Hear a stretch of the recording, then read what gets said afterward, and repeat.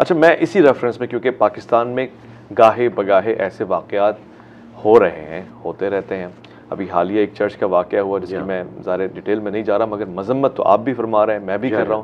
میں ایک ایگزامپل دے رہا ہوں. مثلا یہ کتاب ہے صحیح مسلم کی، فرض کر لیتے ہیں یہ صحیح مسلم کی کتاب نہیں ہے، یہ توریت ہے، یہ انجیل ہے، یہ بائبل مقدس ہے. ایک مسلمان کا اس کتاب کے لیے کیا عزت اور مقام کا، یعنی اس کے لیے کیا لیول ہے؟ کیا وہ اس کا ایسے ہی احترام کرے گا جیسے وہ اپنی آسمانی کتاب کا احترام کرتا ہے؟ 100% جی، 100% جی بالکل. میں آپ کو قرآن و سنت کے دلائل کی روشنی میں یہ بالکل ببانگ دہل کہوں گا کہ جس طرح ہم انبیاء میں ایمان لانے میں فرق نہیں نہ کرتے، جیزس کرائسٹ کا انکار کرنے والا بھی اتنا ہی بڑا کافر ہے جتنا بڑا کافر محمد رسول اللہ صلی اللہ علیہ وآلہ وسلم کا انکار کرنے والا ہے. بالکل اس طریقے سے ہم جتنی الہامی کتابیں ہیں ان کو بھی اللہ تعالیٰ کی طرف سے مانتے ہیں اور ان پر ایمان لانا ہمارے ایمان کا حصہ ہے، جس طرح فرشتوں پر ایمان، انبیاء پہ ایمان، کتابوں میں ایمان. ہاں جو ہم کہتے ہیں ٹیمپر ہوا، لیکن ٹیمپر ہونے سے ان کا احترام ختم نہیں ہو گیا، تقدس کا وہ اپنے اس کا ثبوت کیا ہے؟ سنن نبی داؤد میں ایک حدیث ہے کہ نبی علیہ السلام کو یہودیوں نے اپنے مدرسے کے اندر بلایا ایک بدکاری کے مقدمے کے فیصلے کے لیے. اچھا، یہ صحیح سند کے ساتھ ہے سنن نبی داؤد کے اندر. اچھا، نبی علیہ السلام جب تشریف لے گئے آپ نے کہا کہ تورات لاؤ. انہوں نے جاتے ہی آپ کو ایک بڑی گدی دی. اچھا، آپ گدی پہ بیٹھ کے تھوڑی دیر بعد تورات لائی گئی. اللہ، جیسے ہی تورات آئی آپ نے اپنی پیٹھ کے نیچے سے وہ گدی نکالی، خود زمین پہ بیٹھ گئے اور تورات کو اس گدی کے اوپر رکھا، یعنی پروٹوکول. اور پھر آپ نے پتا کیا جملہ بولا؟ میں ایمان لایا اس کتاب پر بھی اور اس کے نازل کرنے والے کے اوپر. اللہ اکبر. یہ ٹیمپرڈ تورات کے بارے میں ہے. یہ ابو داؤد کے اندر حدیث ہے. شیخ البانی، شیخ زبیلی زئی جو اس دور کے بڑے ناقدین ہیں حدیث کی سند کے اعتبار سے، جن کو اتھارٹی مانا جاتا ہے، دونوں کے نزدیک یہ حدیث صحیح ہے الحمدللہ. یعنی سونے کے مور یہ حدیث ہے. اور الفاظ دیکھیں، میں ایمان لایا اس کتاب پر اور اس کے نازل کرنے والے کے اوپر. یہ حدیث میں نے درجنوں دفعہ اپنے پلیٹ فارم سے بیان کی اور میں نے اس کے اوپر ایمفسائز کیا کہ قرآن ہو یا باقی جو الہامی کتابیں ہیں ان کو آپ نے پروٹوکول دینا ہے اور اسے بلندی والی جگہ پہ، خواہ تکیے کے اوپر رکھیں یا کسی ڈیسک کے اوپر رکھیں، یا آپ نے رسپیکٹ دینی ہے. معذرت کے ساتھ یہ جو کچھ جڑا والا میں واقعہ ہوا، اس نے ہمارے سر جو ہیں وہ شرم سے جھکا دیے. سیدھی سی بات ہے. مجھے بتائیں 6 چرچز جو گورنمنٹ کی اطلاع ہے، وہ تو 21 کلیم کر رہے ہیں جو کرسچنز کر رہے ہیں، چلے ہم محتاط کہتے ہیں 6 چرچز. اس کے بعد عیسائیوں کے گھروں کو آگ لگانا، جو وہاں رہنے والے مسلمان بھی کہہ رہے ہیں زیادتی ہوئی، یہ باہر سے آؤٹ سائڈر آئے تھے. وہی جو ہم نے بھرتی کیے ہیں جی، وہی ہر جگہ جو پہنچ جاتے ہیں، وہی ایک ٹپیکل قسم کا نعرہ لگاتے ہوئے لبیک یا رسول اللہ اور گستاخ رسول کی ایک ہی سزا، اللہ کے بندو نہ آگے دیکھتے ہو نہ پیچھے دیکھتے ہو. سب سے پہلے یہ اسٹیٹ کا فیلئر ہے کہ وہ ان کو تحفظ دینے میں کامیاب کیوں نہیں ہوئی. اس کے بعد ایز اے نیشن ہمارے سر اس وقت شرم سے جھک گئے ہیں کہ سویڈن میں ایک قرآن جلا، یہاں پہ آپ نے 6 چرچ جلا دیے اور اس کے اندر بھی وہ جو مقدس کتابیں وہ جلی ہوئی پڑی ہیں، وہ آپ دیکھیں گے.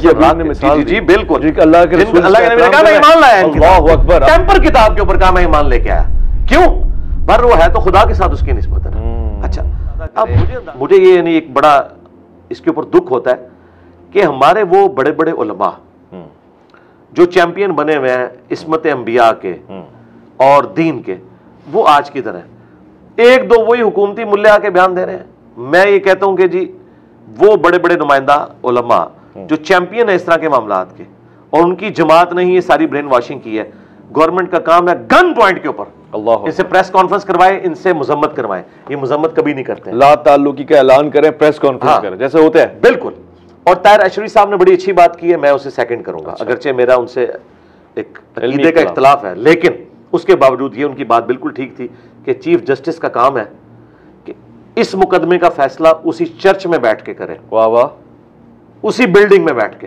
ایک مشکل کام کوئی نہیں ہے، علامتی طور پہ کیا کچھ نہیں ہوتا. مجھے بتائیں نیوزی لینڈ کا ایک واقعہ ہوا، ادھر کی پرائم منسٹر نے اپنے آپ کو روگ لگا لیا، کالے کپڑے پہن لیے، تلاوت شروع ہو گئی. کتنے مہینوں تک اس عورت نے اپنے آپ کو روگ لگا کے رکھا ہے، ایک لبرل عورت. یہاں تو ہم تو کلیم کرتے ہیں کہ ہمارے لیے یہ کتابیں بھی اسی طریقے سے قابل احترام ہے. کیا ہمارا چیف جسٹس وہاں پہ جا کے نہیں بیٹھ سکتا؟ بیٹھے وہاں پہ عدالت لگائے، دن رات عدالتیں لگے اور جو مجرمین ہیں ان کو سزا دی جائے. ہاں، دوسری طرف جب ان عدالتوں کے اوپر برا وقت آتا ہے توہین عدالت ہو جاتی ہے، یا ہمارے ریاستی اداروں کے اعتبار سے کبھی کوئی غداری وطن کے فتوے یہ لوگ لگانا شروع کر دیتے ہیں، یا کبھی اور اس قسم کے واقعات ہوتے ہیں جس میں ان کی عزت سٹیک پہ لگی ہوتی ہے، 9 مئی کہہ لیں آپ، یا اے پی ایس کا واقعہ، اس وقت تو ان سب کی جو ساری کی ساری حصہ وہ جاگ اٹھتی ہے اس موقع کے اوپر۔ میں سمجھتا ہوں پاکستان کی تاریخ کے اگر ٹاپ کے 5 شرمناک ترین واقعات جنہوں نے پاکستان کو ڈیمیج کیا پوری دنیا کے اندر، ان میں سے ایک ہے یہ واقعہ۔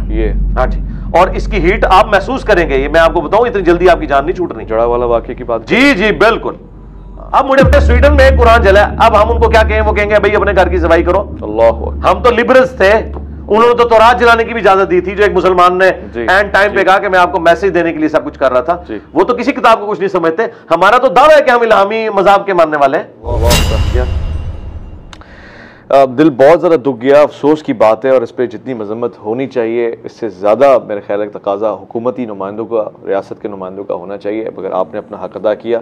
میں اسی کے ریفرنس سے تمام مکاتب فکر کے سربراہ، علماء کرام، مشائخ سے درخواست کرنا چاہتا ہوں، فضیلت الشیخ فلاں فلاں فلاں، آپ میدان میں نکل کر آئیں، کم سے کم اس واقعے کی مذمت کریں۔ اسلام کی آبرو کا معاملہ ہے، ریاست کی آبرو کا معاملہ ہے، ایک مسلمان کے ایمان کا معاملہ ہے۔ جو حدیثیں کوٹ کی گئی ہیں تو اس کا انکار کر دیں کہ جی حضور والا سید دو عالم، جان دو عالم حضرت محمد مصطفیٰ صلی اللہ علیہ وسلم، آپ احترام میں اپنی گدی دے رہے ہیں اور کہہ رہے ہیں کہ میں ایمان رکھتا ہوں اس کتاب کے اوپر، تو بھلا اسی تقدس اور اسی نسبت سے اس کا احترام کر لیں۔ اس چرچ میں نہ جانے کتنی کتابیں رکھی گئی ہوں گی، توریت، زبور، انجیل، بائبل کے نام سے، اگر آپ نے ان کو بھی جلا دیا ہے تو آپ نے یقین کریں اپنا ایمان جلا دیا ہے۔